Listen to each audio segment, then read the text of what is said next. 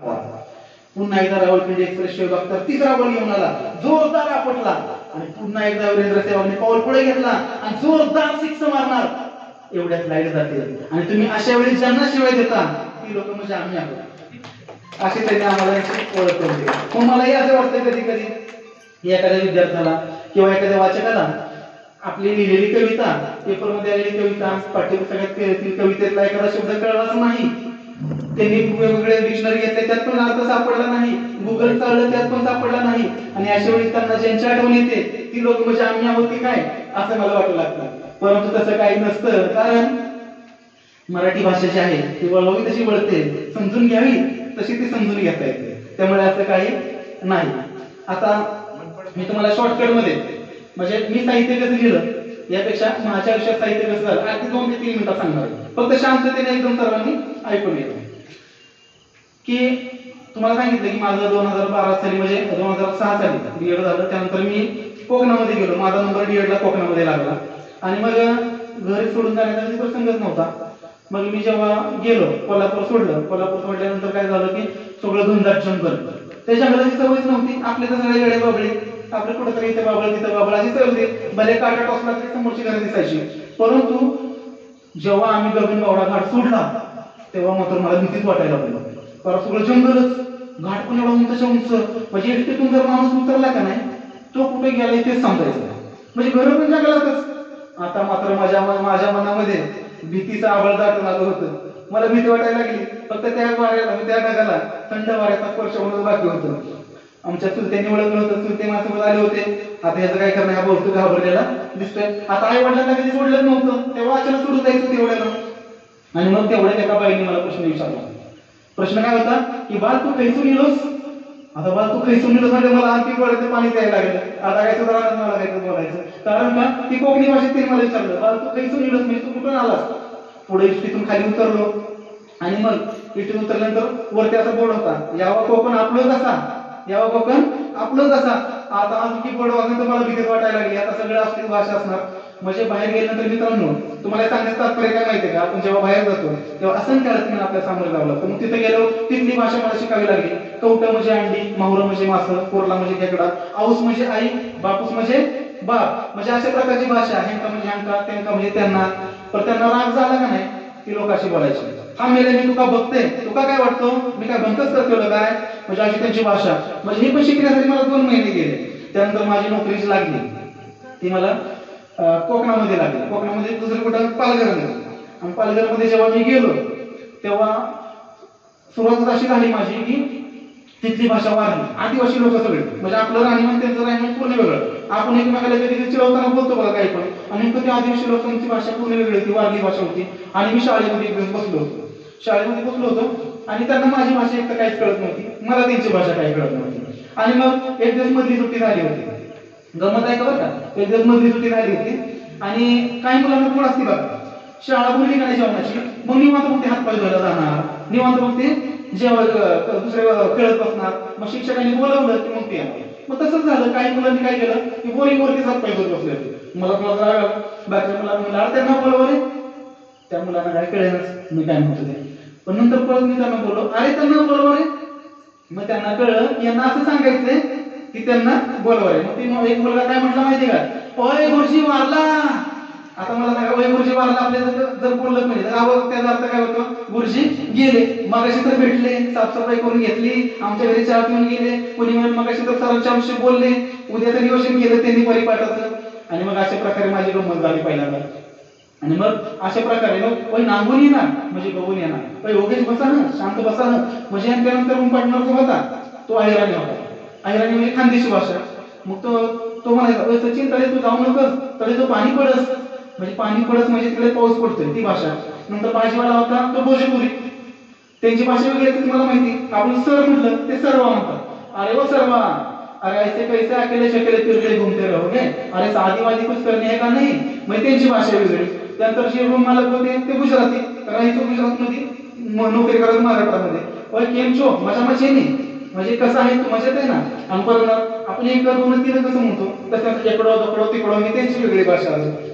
म्हणजे अशा विविध प्रकारच्या भाषांचा संपर्क आला आणि अशा प्रकारच्या 7 ते 8 भाषा मला शिकायला मिळाल्या.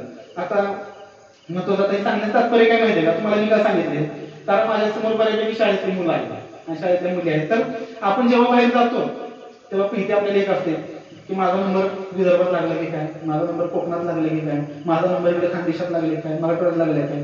हे बघा मित्रांनो, आपल्याला बाहेर जाण्याचा योग येणार आहे आणि जेव्हा आपल्याला सगळी माहिती समजते, तिथली भाषा काय आहे, तिथली संस्कृती काय आहे, तिथलं अन्न काय आहे, ते जेव्हा आपल्याला समजतं तेव्हा मात्र आपण आनंदाने जाऊ शकतो. आणि आपण जेव्हा आनंदाने राहतो तेव्हा आपले आई वडील देखील निश्चिंत राहतात. आपण टेन्शन मध्ये म्हटलं की आई वडिलांना डबल टेन्शन येतं. फक्त ते दाखवत नाही आणि आपण दाखवतो, हाच त्यातला फरक असतो. कारण आपण रडून दाखवतो, त्यांना दाखवायचं नसतं, कारण त्यांना माहितीये माझा मुलगा माझी मुलगी शिकली तर ती निश्चितपणे प्रगती होणार.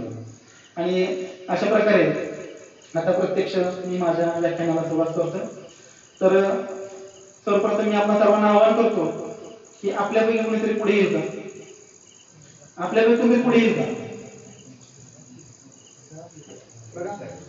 आपल्यापैकी कोणीतरी पुढे येईल का?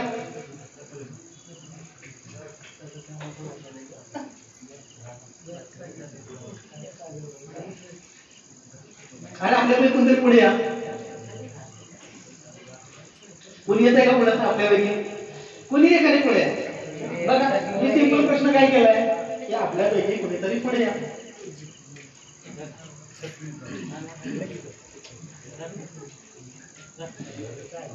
बघा आपल्यापैकी कुणीतरी पुढे या.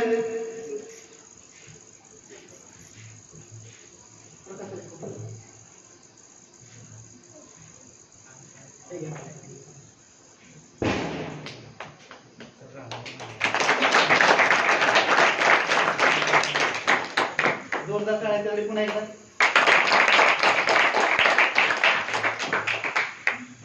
आता बघा संधी आपल्या सर्वांना होती, बरोबर का नाही?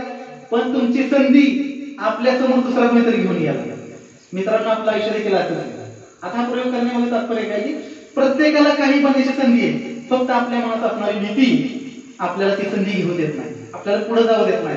आपल्या मनात न्यूनगंड असतो की सरांनी समजा अचानक तिथं बोलावलं आणि मला नाचायच लावलं तर, मला गायनच करायला लावलं तर, मला इंग्लिशच बोलायला लावलं तर, आणि म्हटले उर्वरित व्याख्यान तूच कर म्हटले तर, म्हणजे अशी जर माझी परिस्थिती उठली तर प्रत्येकाने एकमेकाला ढकलत होता.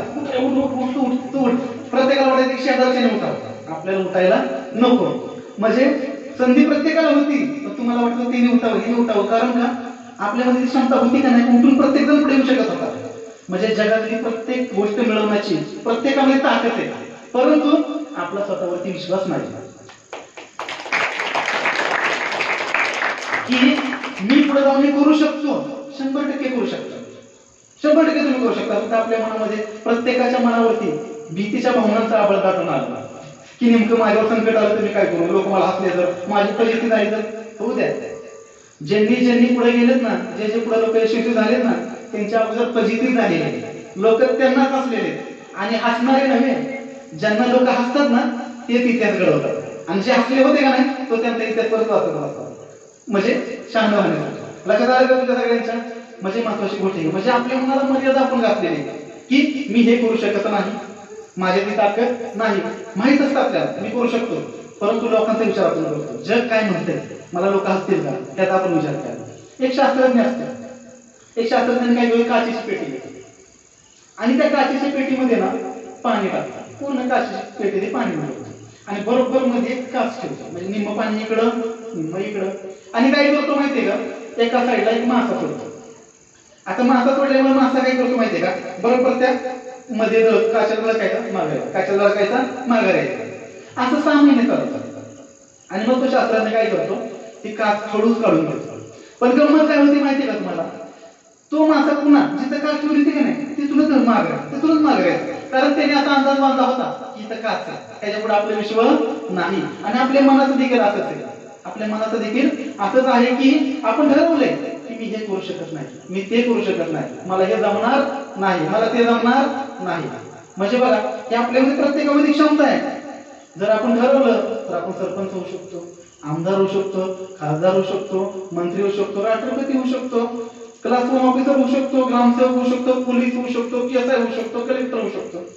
कलेक्टर होणारी माणसं, मंत्री होणारी माणसं काय चंद्रावर आले तर कोण, तर त्यांना देवाने प्रसन्न होऊन पाठ आशीर्वाद दिलाय का, तथा असतो तू मंत्री, तथा असतो तू कलेक्टर, असं झालंय का? त्यांनी धाडस केले, त्यांनी ठरवलं, त्यांनी सगळे कुंपण मनाची सगळी जुगारून टाकले, तोडून टाकली आणि एक जोरदार भरारी घेतली. अशी भरारी घेतली की डायरेक्ट जगाने त्यांना सलाम केला. म्हणजे आपल्या यशाच्या मानगुटीवर बसून यशाची शिकार करता येणं हेच जगातील सर्वोत्तम कौशल्य असतं आणि ते त्यांनी आत्मसात केलेलं असतं. पुन्हा ही लोक फार मोठी झाली असतात. संशय लक्षात येत आहे का? आणि मग आधी करायचं म्हटलं, प्रत्येकाला वाटतंच की मला जे व्हायचंय ते व्हायचंय. लता मंगेशकरांना पाहिली की वाटतं त्यांच्यासारखं गायक व्हावं, सचिन तेंडुलकरला विराट कोहलीला पाहिली की वाटतं त्याच्यासारखं व्हावं, बिझनेसमॅनला पाहिली की वाटतं त्याच्यासारखंच व्हावं, एखादा नेता पाहिला तर आपल्याला वाटतं त्याच्यासारखंच व्हावं. पण आपल्याला हे का जमत नाही बरं? कारण आपण मनावरती घेत नाही. म्हणजे आपल्याला वाटतं की व्यायाम पण सुरू करतो आपण, 2 दिवस जोरदार व्यायाम मारतो, तिसऱ्या दिवशी काय होतं, कुठे मासे शिंकते कोणाचं, व्यायाम बंद. बायका पण बघा गडी चालायला जाणार सकाळी, 2-4 दिवस चांगला 2-4 किलोमीटर चालणार, तिसऱ्या दिवशी पण मासे शिंकते बरोबर, कुणी चालायला जात नाही. म्हणजे त्यासाठी आपल्याला मनावर घ्यावं लागलं. एक गजबजलेलं गाव असतं, एक छोटीशी कथा आहे.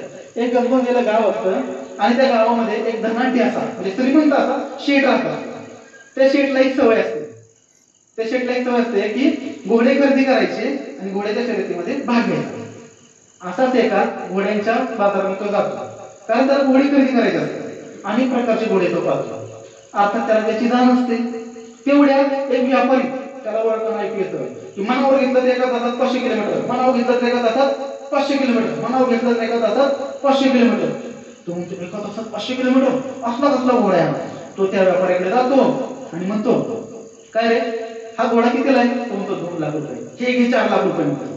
कारण त्याला माहित असतं हा जर घोडा आपण खरेदी केला तर आपण जगातली कुठलीही रेस करू शकणार नाही. आणि मग तो घरी जातो, त्या घोड्याला आधला सरबरा खायला घालतो आणि मैदानामध्ये पळायला घेऊन जातो. आता बघा आपण बाजारामधून एखादा शर्ट जरी आणला किंवा लेडीजने एखादी साडी आणली तर पटकन फिरायला घालून बघतो. दोघांचा वय चांगलं म्हटलं तर आपण तो छान आहे दिसतंय, मग त्याला पण तसंच झालं. त्याने काय केलं, सरबरा त्या घोड्याला खायला घातला आणि मैदानावरती नेलं. आणि मैदानावरती नेल्यानंतर त्याला धक्का बसतो, कारण तो घोडा 500 किलोमीटर काय 50 किलोमीटर काय पण 5 किलोमीटर सुद्धा धावत नाही. आणि मग दुसऱ्या दिवशी पुन्हा तसंच करतो, पुन्हा सरबरा खायला घालतो, पुन्हा मैदानावरती घेऊन जातो. पण गंमत कशीच 5 किलोमीटर पण घोडा पळत नाही. आता मात्र त्याला कळतं की आपली शुद्ध फसवणूक झालेली आहे.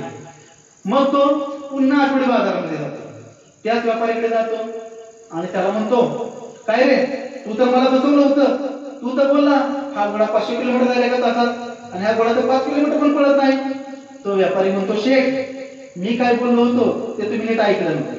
मी काय बोललो होतो की मनावर घेतलं तर एका तासात 500 किलोमीटर, मनावर घेतलं तर एका तासात 500 किलोमीटर. पण हा घोडा जसा मनावर घेत नाही त्याला मी तरी काय करतो, बरोबर का नाही? म्हणजे आपल्या देखील या घोड्यासारखंच आहे, मनावर घेतलं तर सर्व काही शक्य आहे. पण या घोड्यासारखंच आपलं गुण आहे, आपल्याला सगळं काही करता येणं शक्य आहे पण आपण मनावर घेत नाही. त्यामुळे आज आपण आपल्या आयुष्यावरती खुश नाही आहोत. आज आपल्याला प्रत्येकाला वाटतं की माझ्या आयुष्यात काहीतरी राहिले, प्रत्येकाला मनात काहीतरी टोचतंय की मला काहीतरी करायचंय, परंतु आपल्याला वाटते सुरुवात करावी, परंतु असं वाटतं की दुसऱ्या मित्र आपल्याला मदत करावी, दुसऱ्या मित्र आपल्याला पुढे घेऊन जावं, पण ते मित्रांनो शक्य होत नाही.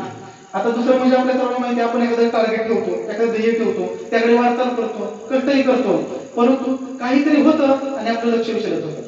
बहिणाबाईंनी म्हटले बघा, मन वडाय वडाय उभ्या पिकातलं ढोर, मन वडाय वडाय उभ्या पिकातलं ढोर, किती हाकला हाकला फिर येतं पिकावर, मन मोकाट मोकाट त्याला ठाई ठाई वाटा, मन मोकाट मोकाट त्याला ठाई ठाई वाटा, जशा वाऱ्यानं चाललेल्या पाण्यावर आलेला. म्हणजे आपल्याला वाटतं की आपलं टार्गेट आहे, परंतु आपलं अनेक कारणामुळे आपण विचलित होतो. ध्येय एका बाजूला राहतं, आपण दुसऱ्या बाजूला जातो आणि त्यामुळे आपण आहे त्या जागेवरती राहतो. आपले मित्र आपला समाज पुढे निघून जातो, आपण मात्र मागेच राहतो. आता याच्याविषयी माझे पुस्तक आहे आरंभ प्रचंड. या पुस्तकाचा शेवटच मी एका कवितेने केला. पुस्तकात पूर्ण कविता नाहीयेत पण पुस्तकात शेवट मी जाणीवपूर्वक एका कवितेने केला. ती कविता ऐकली तुमच्या अंगावरती काटे, ती कविता मी तुम्हाला गायन करून दाखवतो. चला पेटवून नव्याने ज्योत नव्या क्रांतीची, चला पेटवून नव्याने ज्योत नव्या क्रांतीची, चला आता दूर करू भीती अंधकाराची, घेऊ आता झेप मोठी सारे आपण धाडसी, चला भिडू तुफानाला तुफानच होऊनी, चला भिडू तुफानाला तुफानच होऊनी, फुंकू आता रणशिंग एका मोठ्या युद्धाचे, गरजे तेव्हा आसमंत गीत गातो आपले, राहू नये कोणी दिन हेच ध्येय आपुले, चला भिडू तुफानाला तुफानच होऊनी, चला भिडू तुफानाला तुफानच होऊनी, घेऊनी मशाल हाती मनातल्या ध्येयाची, घेऊ अंधाराचा ठाव येऊ सूर्य होऊनी, रंगल्यानी गांजल्यांची होऊ आपण सावली, चला भिडू तुफानाला तुफानच होऊनी, चला भिडू तुफानाला तुफानच होऊनी, गाजवू मैदाने आता पुऱ्या झाल्या गर्जना, जिद्दीची समशेर आता घुमू द्या जगातली, देवो या जगाला आता एक नवी कहाणी, चला भिडू तुफानाला तुफानच होऊनी, चला भिडू तुफानाला तुफानच होऊनी, चला भिडू तुफानाला तुफानच होऊनी. अशा प्रकारची एक प्रेरणादायक गोष्ट आहे. मित्रांनो, आपल्या सर्वांना माहिती आहे की मिर्झा राजे जयसिंगांनी छत्रपती शिवरायांना सांगितलेले एक वचन त्यांना फार आवडलं, आणि ते म्हणजे खुदी को कर बुलंद इतना, खुदी को कर बुलंद इतना कि हर तकदीर से पहले खुदा बंदे से खुद पूछे बता तेरी रजा है. म्हणजेच काय, स्वतःला तेवढं सामर्थ्यशाली बनवा. बघा, लक्ष द्या, स्वतःला तेवढं सामर्थ्यशाली बनवा की आपल्या नशिबाचा लाट लेत असताना परमेश्वरानंच आपल्याला विचारावं की सांग तुझी काय इच्छा आहे. म्हणजेच काय की आपण स्वतःला एखाद्या क्षेत्रामध्ये एवढं घातलं पाहिजे, एवढं ट्रगल केलं पाहिजे की आपला संघर्ष पाहून देवाने सांगितलं पाहिजे, देवाला वाटलं पाहिजे वा वा काय संघर्ष आहे, मस्त एकदम, घे तुला, चल तुला काय पाहिजे बोल, असं देवाची इच्छा झाली पाहिजे, म्हणजे निसर्गाची इच्छा झाली पाहिजे, आणि आपोआप ते आपल्या पदरात पडलं पाहिजे. सुख अक्षरशः आपल्या पायामध्ये लोळलं पाहिजे. यश म्हणजे काय असतं हे लोकांना आपल्याकडे पाहून कळलं पाहिजे. म्हणजे अशा प्रकारे आपलं आयुष्य बुद्धिबळ जे असतं त्याच्या पटासारखं असतं.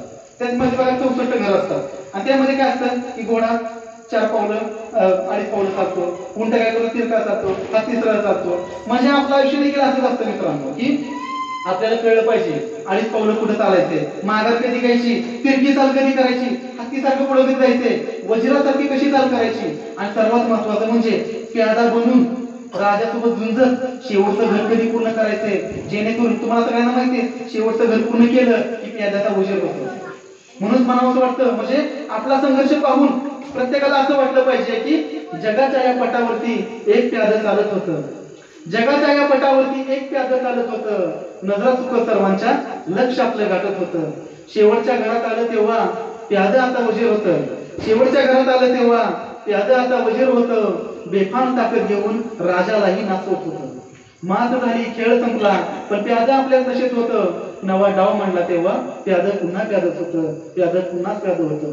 मित्रांनो, संकट कुणाच्या आयुष्यात येत नाहीत मला सांगा, प्रत्येकाच्या आयुष्यात संकट येतात. पण माणसानं किती मोठी संकट आली, किती मोठी वादळ आली, अगदी सुनामी पण येऊ द्या, लवाळा तर करायचं, तात्पुरतं वाकायचं, पण नंतर असं उभं राहायचं की त्या वादळांनाही लाज वाटली पाहिजे, त्यांना असं वाटलं पाहिजे की अरे अख्ख्या जगाला आपण बुडवलं, त्या लवाळ्याला का आपण बुडवू शकलो नाही पाहिजे. संकटाला डायरेक्ट सांगा, कापाच मान माझी माझा नकार नाही, कापाच मान माझी माझा नकार नाही, बस शर्त एवढी की मी वाकणार नाही, मी वाकणार नाही. आता तुम्ही सांगा. आता दुसरी गोष्ट म्हणजे मला सांगायचं असं आहे की आपण यशस्वी का होत नाही, तर आपण आपल्या दुःखाला चिकटून बसलेलो असतो, आपल्या दुःखाला सोडायला आपण तयार नसतो. आज तुम्हाला एक छोटीशी गोष्ट सांगतो. एकदा एक माणूस ना जंगलामध्ये एका झाडाला त्याने स्वतःहूनच मिठी मारलेली असते, आणि तो मोठ्याने ओरडत असतो, वाचवा वाचवा मला हे झाड मारून टाकेल, वाचवा वाचवा मला हे झाड मारून टाकेल. शेजारून गौतम बुद्ध त्यांच्या शिष्यांसोबत चाललेले असतात. त्यातील एक शिष्य म्हणतो की आपल्याला या माणसाची मदत केली पाहिजे, याला आपल्याला वाचवलं पाहिजे. आणि मग गौतम बुद्ध त्याला शांततेने सांगतात, हे बघ, ह्या जगातला ह्या माणसाला कुणीही वाचवू शकत नाही, त्याची कुणीही मदत करू शकत नाही, कारण या माणसाने स्वतःहून त्या झाडाला मिठी मारली, स्वतःहून तो चिपकून बसलेला आहे, आणि जेव्हा तो त्या झाडाला सोडेल तेव्हा सत्य होऊन गेलं. अगदी आपलंही असंच आहे. आपल्या आयुष्यातील मागचे झालेले अपमान, मागचे रडगाणे आपण सर्वांसमोर गाऊन दाखवत असतो. आपल्या घरी गाडी असते, नोकर चाकर असतात, शेती असते, नोकरी असते, सगळं काही व्यवस्थित असतं, परंतु आपल्याला एक स्वभाव बनलेला असतो. आपण काय रडगाणं सगळ्यांसमोर गात असतो आणि त्यामुळे आपण कधी सुखी होत नसतो. आणि महत्व सांगायचं म्हणजे काय की दुसरी गोष्ट अशी तुलना करतो आपण. म्हणजे आपली एक सवय असते बघा की लोकांसोबत तुलना करायची. जग जेता जेव्हा नेपोलियन बोनापार्ट त्याला एक सवय होती की दुसऱ्यासोबत तुलना करायची. तो लोकांसाठी जगासाठी जगत जेता होता, परंतु त्याची उंची 4.5 फूट होती.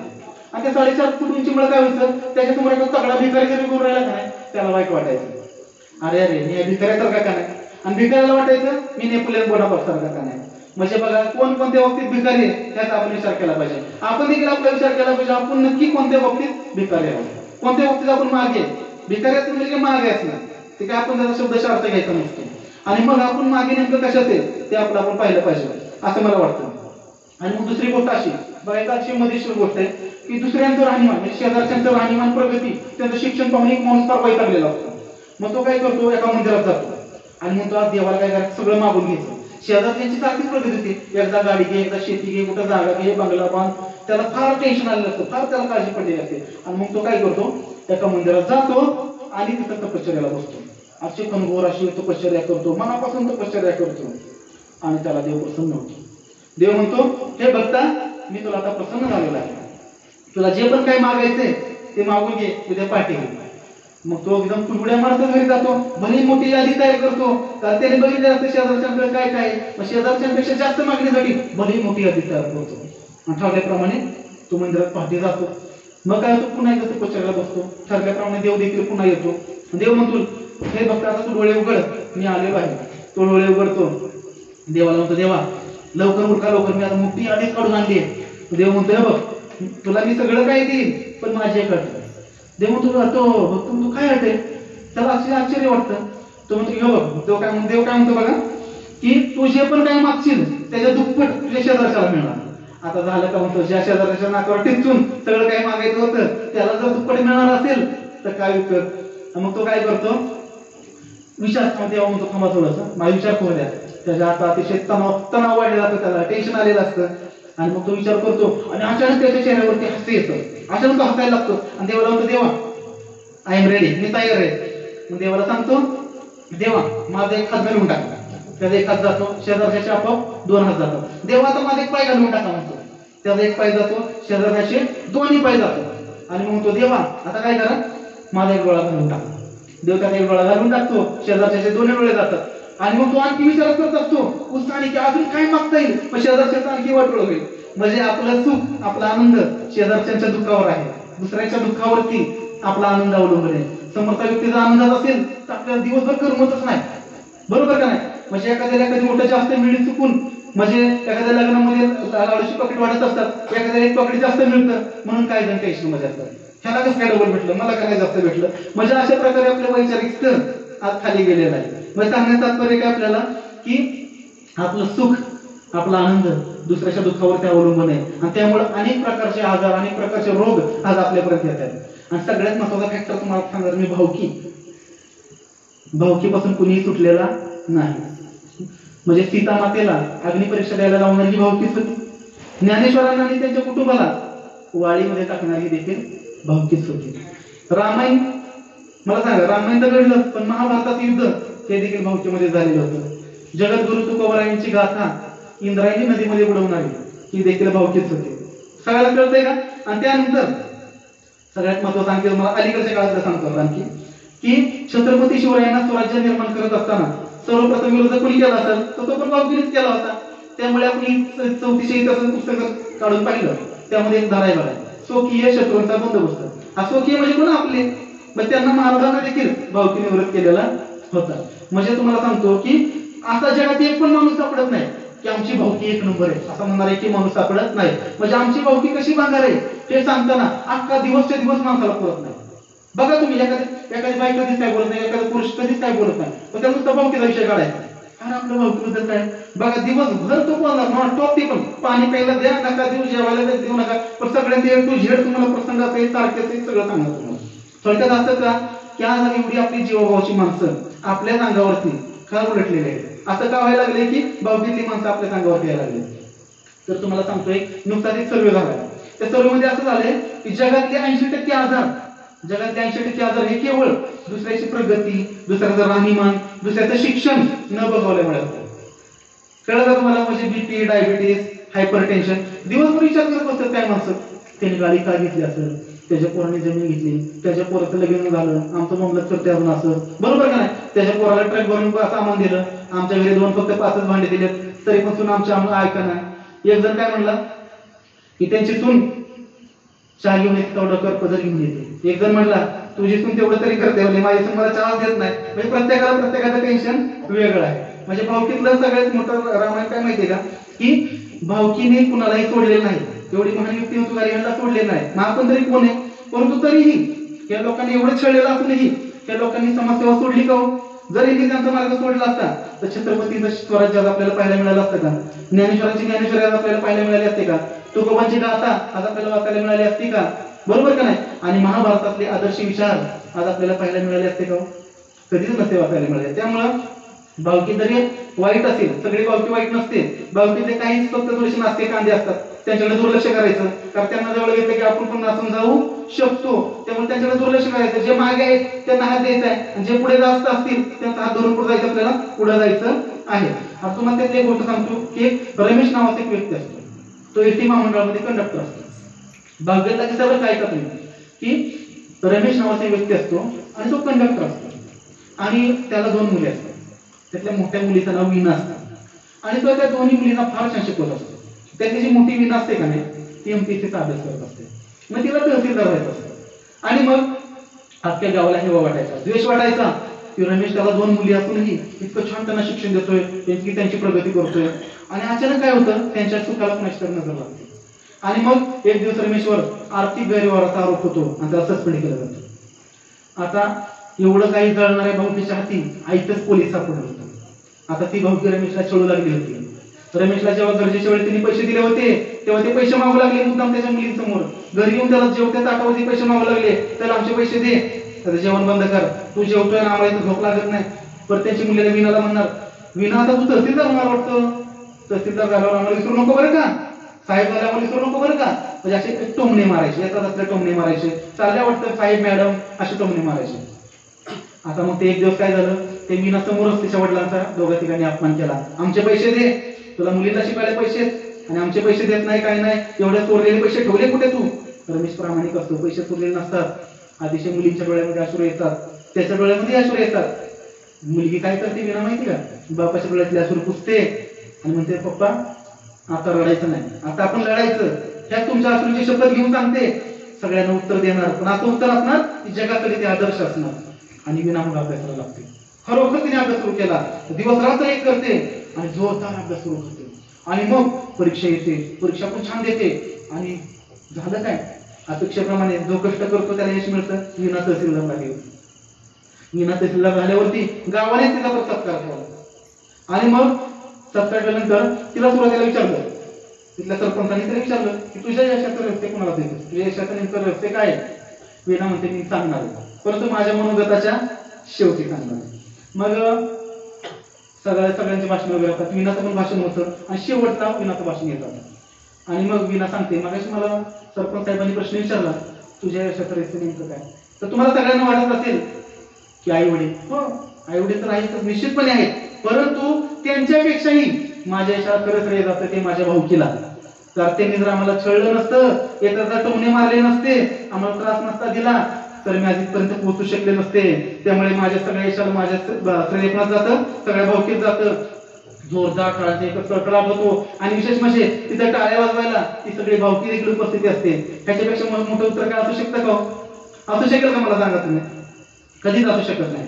आणि त्यामुळे आता बघा की आपलं आयुष्य म्हणजे आपली भाऊकी एक महाभारताचा युद्धासारखंच असतं. एक लक्षात ठेवा की आपण त्या महाभारतामध्ये, त्या भाऊकीमध्ये कोणती भूमिका बजावतोय हे लक्षात घ्या. म्हणजे काय की आपण भांडण लावणारा शकुनी तर नाहीये ना, बरोबर ना? किंवा आपण दुसऱ्यांच्या स्त्रियांवरती वाईट नजर ठेवणारा दुःशासन तर नाहीये ना, चुकीच्या मार्गाने सर्वांना घेऊन जाणारा दुर्योधन तर नाहीये ना, उत्कृष्ट गुण असूनही चुकीच्या मार्गाला फसलेला कर्ण तर नाहीये ना, आणि एका बाणामध्ये सर्व काही संपवणारा अर्जुन तर नाहीये ना, किंवा जगाला एक मस्त मार्ग दाखवणारा, जगाला एक ज्ञानाचा मार्ग दाखवणारा श्रीकृष्णाचा नाही येत ना. म्हणजे आपण ठरवलं पाहिजे आपण की आपली भूमिका आणखी काय. आपण अर्जुन आहे, कृष्ण आहे, कर्ण आहे, काय दुर्योधन आहे, का दुःशासन आहे, हे ठरवा. विनाकारण जगाच्या इतिहासातले म्हणजे आपल्या नावाचं एखादं काळं पान इतिहासामध्ये लिहिलं जाईल याचं आपण काय केलं पाहिजे, काळजी घेतली पाहिजे. कुणी आपल्या असं विनाकारण चुकीचा उल्लेख नाही केला पाहिजे की हा एक व्यक्ती होता आणि याने असं असं केलं होतं. बघा, जो चांगला व्यक्ती जो पुढे जाणार त्याच्यावरती टीका होणारच आहे. कारण आपल्या भावकीचं कसं असतं आपल्याला माहिती, कोण पुढे चालला की मागे मिटिंग बसणार त्याच्याविषयी, मग त्याने 2 नंबरच केला असेल, असा पुढे गेला असेल, तसा पुढे गेला असेल, तर त्याच्या म्हणजे समजा एखादा आहे चौकात समजा एखाद्याने वडापावचा गाडा टाकला आणि त्याचा गाडा छान चालतो, तर त्याच वडापावच्या गाड्या शेजारी दुसरा वडापावचा गाडा टाकणारा व्यक्ती त्याच्यात भाव घेतला असतो. आता आपला वडापावचा गाडा चांगला चालावा हा त्याचा उद्देश नसतो, तर ज्याचा गाडा चांगला चाललाय का नाही त्याचा बंद पडावा हा त्याच्या मागचा उद्देश असतो. त्याला कळतंय काय.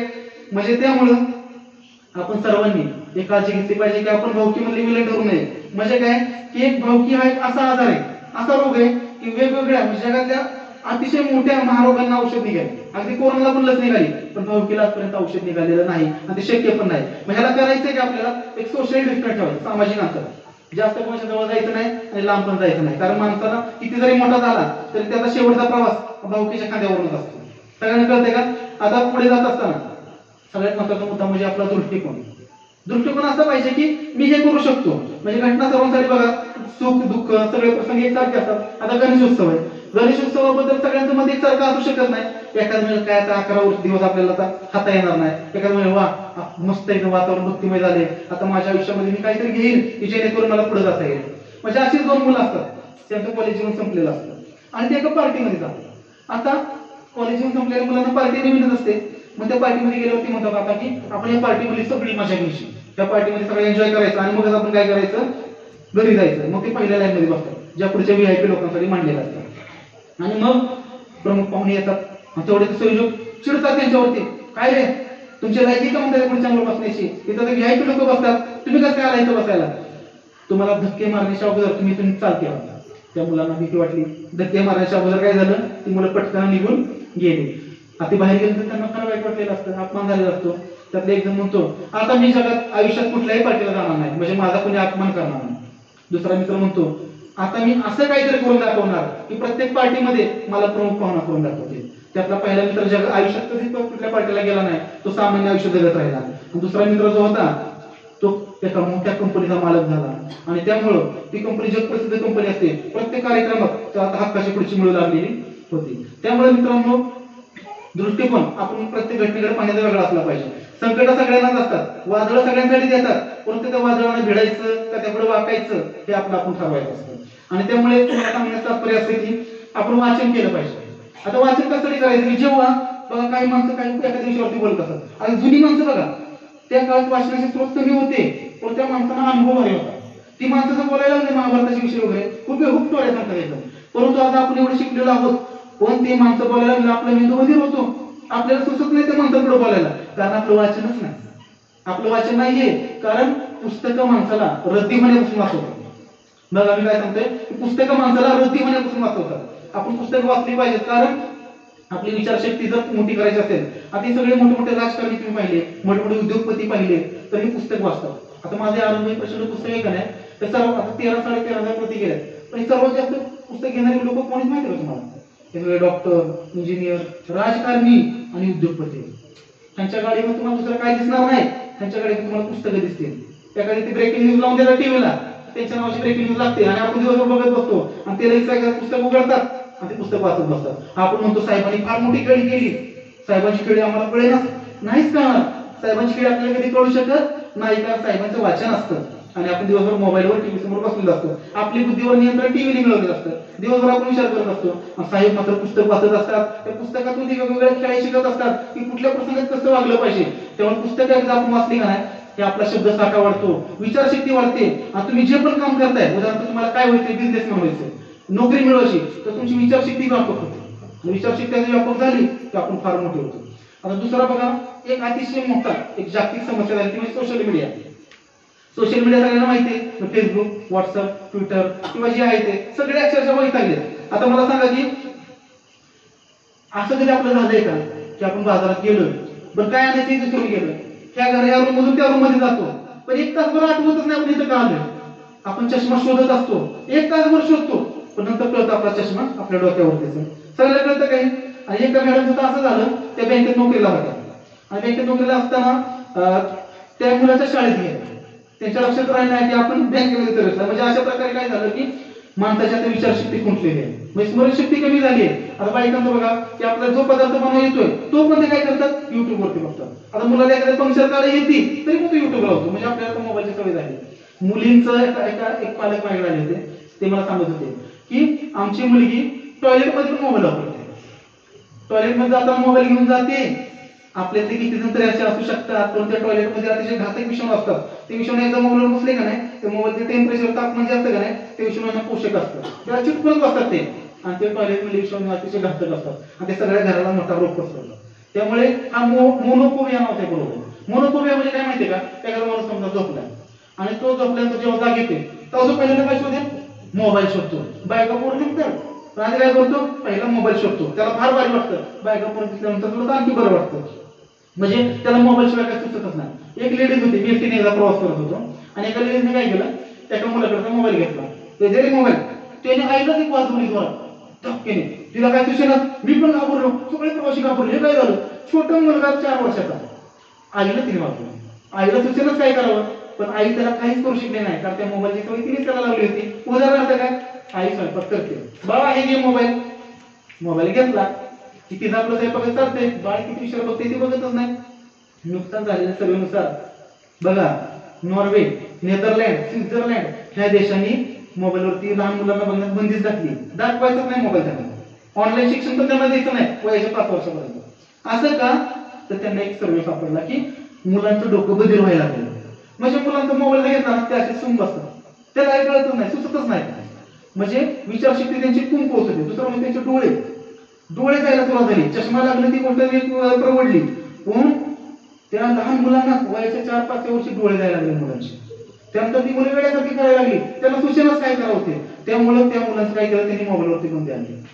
आता महत्वाचं आणखी काय की आपण पाहिलं स्टेटसचा वार असतो. स्टेटस वार म्हणजे एकमेकाला टोमणे मारतो, बरोबर काय, की माझा बर्थडे होता, तिने माझा स्टेटस कधी ठेवला, 12 वाजता ठेवला, मी तिला 1 वाजता ठेवते, तिने माझा फोटो खराब ठेवला होता, त्याचा फोटो अजून ते खराब ठेवते. म्हणजे अशा प्रकारे काय करतो आपण, एकमेकाला टोमणे मारण्याचा प्रयत्न करतो. म्हणजे काय कर म्हणतात बघा, आमचे पण दिवस येतील मग बघतो. हा करत तर काहीच नसतो बरं का, त्या स्टेटसवर काय ठेवणार, आमचे पण दिवस येतील मग त्याच्याकडे बघतो.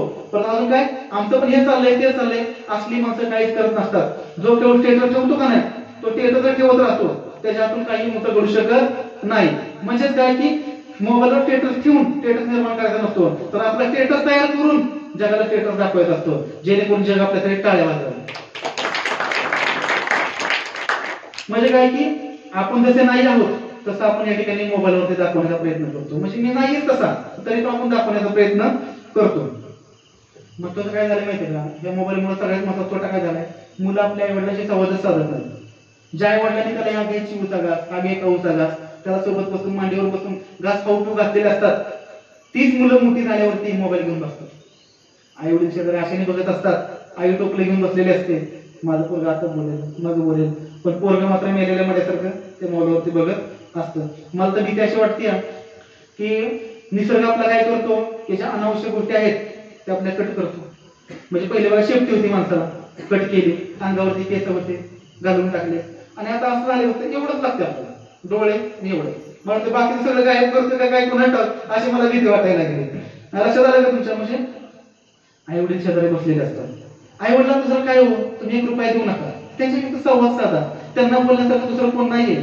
जगात फक्त 2च व्यक्ती अशा असतात की त्यांना वाटतं की माझा मुलगा हा माझ्यापेक्षा मोठा व्हावा, ते म्हणजे आपले आई वडील.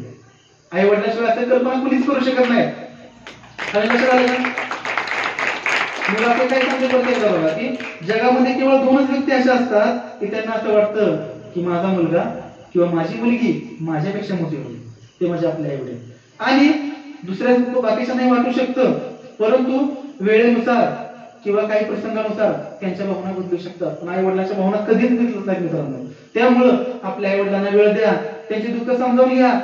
आईच्या कुशीत कधीतरी झोपा, आईच्या मांडीवर कधीतरी झोपा, आईला सांगा आई तू गाणं म्हणते छान म्हणते, एकदम जुन्या काळात गवळीचं गाणं म्हणून दाखव बरं, म्हणतो बघा आई किती कळकळून हसते. आज तुमच्या आई वडील तुम्हाला त्रास देत, वैतागलेत, आपल्या सर्वांना वैतागलेत, कारण आपला मोबाईल स्क्रीन टाइम किती वाढलाय बघा.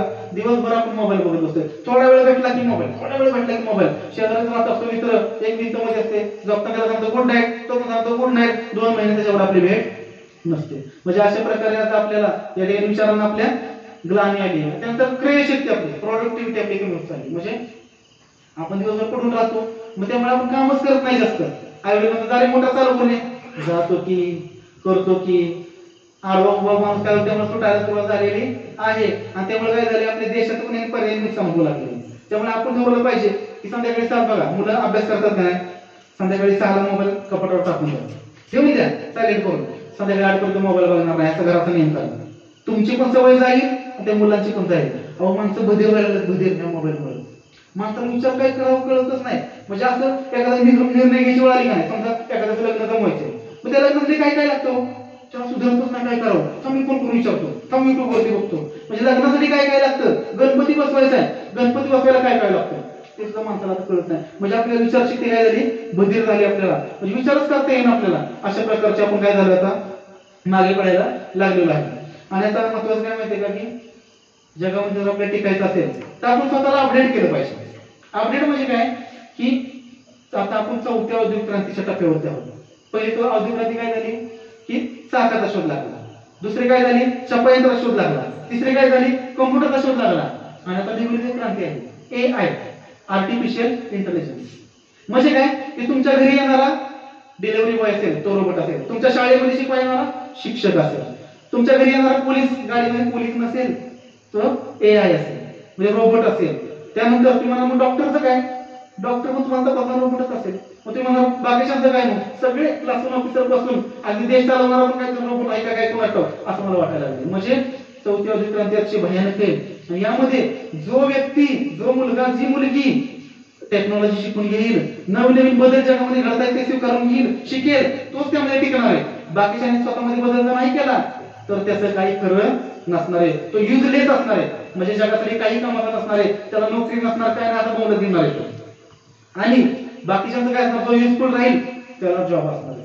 त्यामुळे मित्रांनो काय करा, की सगळी माहिती करून घ्या, सगळं शिकून घ्या, जेणेकरून जगाच्या या स्पर्धेमध्ये आपण टिकलो पाहिजे. आता दुसरी गोष्ट म्हणजे बघा, की मला एक सांगू असं वाटते. आता बऱ्याच महिला भगिनी यामध्ये उपस्थित आहेत, की काही मुलं नको त्या वयामध्ये नको त्या मार्गाला जातात. म्हणजे प्रेम करणं त्याला आपला कोणाचा विरोध नाहीये, पण चुकीच्या वेळी करणं त्याला आपला 100% विरोध आहे. आणि आपली मुलं इथंच फसतात मित्रांनो, की त्यांना ज्या वयामध्ये काहीतरी करून दाखवायला पाहिजे, का ज्या वयामध्ये त्यांनी आपलं ध्येय ठरवलं पाहिजे, ते गाठलं पाहिजे, परिश्रम केले पाहिजे, कठोर मेहनत केली पाहिजे, दिवस रात्र एक करून अभ्यास केला पाहिजे, त्याच वयात ही मुलं नको ते उद्योग करतात, प्रेमात पडतात आणि त्यांच्या आयुष्यात पुढे बेकार काहीच घटना ठरते. आणि हेच प्रेम त्यांच्या आयुष्यात अपघात घडवून आणते. त्यामुळं मला एक कन्सेप्ट सुचते, की आपल्याला प्रेमात पडायचे ना, तर आपण ध्येयाच्या प्रेमात पडूया. ती मुलं कशी असतात बघा, कुणाच ऐकत नाही, त्याला किती समजून सांगा तुम्ही, त्यांना अशक्यच वाटतं सगळं. मग आपण पण काय करूया, की आपलं टार्गेट काय करायचं, की कुणी जरी काय म्हणलं तरी मला ते मी कलेक्टर होणार आहे, मला बाकीच्या काही घेणं देणं नाही. दिवसभर रात्रभर त्यासाठी धुरा, दिवस रात्र एक करा, स्वतःला अपडेट करा. मला प्रेमात पडलेला म्हणून सारखा भांग पडतो, सारखा चेक करतो स्वतःला, सारखा अपडेट करतो. आणि तसं आपण काय करायचं, ध्येयाच्या प्रेमात पडायचं, सारखं अपडेट करायचं, जगामध्ये आलेले बदल स्वीकारायचे, त्यासाठी दिवस रात्र झुरायचे, दिवस रात्र अभ्यास करायचा, कठोर मेहनत करायची. आणि मग आपण जेव्हा ध्येयाच्या प्रेमात पडू तेव्हा ते ध्येय हसतमुखाने आपल्या पायाशी लोळून घेत असेल आणि परमेश्वर सुद्धा सांगेल की घे, हा तुझा हक्क आहे, हा तुझा हक्क आहे. त्यामुळे पृथ्वी तलावरती जगताना देखील आपण असं जगलं पाहिजे, की यश म्हणजे नेमकं काय हो, तर आपण मेल्यानंतर 100 माणसं मनापासून रडली पाहिजे, हे खरं यश. दुसरी गोष्ट म्हणजे की जेव्हा आपलं आठवण आली की मागच्यांना जगण्याचं बळ मिळालं पाहिजे, वा हा असा होता, आपण देखील असं करू शकतो. म्हणजे अशा प्रकारे यश आपण मिळवलं पाहिजे, तरच आपल्याला पुढे जाता येईल आणि आपल्या आयुष्याला काहीतरी अर्थ उरलाय असं मला म्हणता येईल. या ठिकाणी जाता जाता मी तुम्हाला एकच सांगेल, की मला आणि जर विचारतात की तुमच्या पुस्तकाचं नाव आरंभ प्रचंड तुम्ही का ठेवलंय, म्हणजे पुस्तक मराठी, नाव तर हिंदी, पण मी खानदेशामध्ये गेलो, विदर्भामध्ये गेलो, कोकणात गेलो, आणि आपल्या इथं पण तरुण हा भरकटलेला आहे. तरुणाला योग्य दिशा दाखवणार कोणतरी पाहिजे, आणि मी ते ठरवलंय की तरुणांसाठी काहीतरी केलं पाहिजे. आणि मग माझे एक आरंभ प्रचंड एक गाणं जे होतं ते माझ्या मनात बसलेलं होतं. तर त्या गाणं मी आपल्या समोर सादर करतोय, की त्या गाणी निश्चितपणे ऊर्जा मिळते. आपण सर्वांनी काय करायचंय, ते गाणं म्हणत असताना टाळ्यांच्या गजरामध्ये मला दाद द्यायची.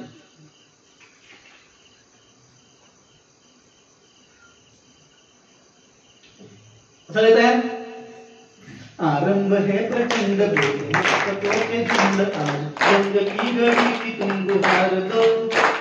आरंभ है प्रचंड बोले मस्तकों के झुंड आज जंग की घड़ी की तुम गुहार दो। आन बान शान या की जान का हो दान आज एक धनुष के बाण पे उतार दो। आरंभ है प्रचंड बोले मस्तकों के झुंड आज जंग की घड़ी की तुम गुहार दो। आन बान शान या की जान का हो दान आज एक धनुष के बाण पे उतार दो। आरंभ है प्रचंड मन करे तो प्राण दे जो मन करे तो प्राण ले वही तो एक सर्वशक्तिमान है। मन करे तो प्राण दे जो मन करे तो प्राण ले वही तो एक सर्वशक्तिमान है। विश्व की पुकार है ये भागवत का सार है कि युद्ध ही तो वीर का प्रमाण है। कौरवों की भीड़ हो या पांडवों का नीड़ हो जो लड़ सका है वही तो महान है। जीत की हवस नहीं किसी पे कोई वश नहीं कि जिंदगी है रोक रोक मार दो। मौत अंत है नहीं तो मौत से भी क्यों डरे ये जाके आसमान में दहाड़ दो। आरंभ है प्रचंड बोले मस्तकों के झुंड आज जंग की घड़ी की तुम गुहार दो। आन बान शान या की जान का हो दान आज एक धनुष के बाण पे उतार दो। आरंभ है प्रचंड ओ दया का भाव या कि शौर्य का चुनाव या कि हार का वो भाव तुम ये सोच लो। ओ दया का भाव या कि शौर्य का चुनाव या कि हार का वो भाव तुम ये सोच लो। या कि पूरे बाल पर जला रहे विजय का लाल लाल ये गुलाल तुम ये सोच लो। रंग केसरी हो या मृदंग केसरी हो या कि केसरी हो ताल तुम ये सोच लो। जिस कवि की कल्पना में जिंदगी हो प्रेम गीत उस कवि को आज तुम नकार दो। भीगती रगों में आज घूमती मसों में आज आग की लपट का तुम बखार दो। आरंभ है प्रचंड बोले मस्तकों के झुंड आज जंग की घड़ी की तुम गुहार दो। आन बान शान या की जान का हो दान आज एक धनुष के बाण पे उतार दो। आरंभ है प्रचंड आरंभ है प्रचंड। तर अशा प्रकारे आपण सर्वांनी या ठिकाणी मला त्या व्याख्यानानिमित्त बोलावलं त्याचप्रमाणे मोठा असा सन्मान केला। आपण सर्वांनी एवढा उशीर होऊनही व्याख्यानाचे शांततेत ऐकून घेतलं त्याबद्दल आपल्या मंडळाचं आणि आपल्या कुंठे गावाचं